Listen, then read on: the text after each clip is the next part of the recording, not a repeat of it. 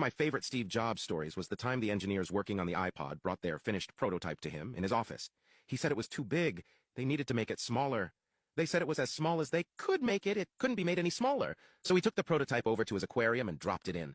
The iPod sank to the bottom, and as it did, tiny little bubbles came out. "See those bubbles?" he asked. "They're air inside the iPod. Make it smaller." Another story about Steve Jobs was when they brought the prototype for the iPad 2 to his office. The engineers told him it was faster than the first iPad. He took it over to his aquarium and dropped it in.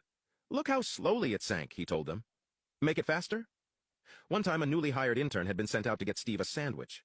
When she brought it to him, he looked at it. "Al thought I ordered the beef on rye," he asked. She told him it was indeed beef on rye. He took it over to his fish tank and dropped it in. "Does that look like beef on rye?"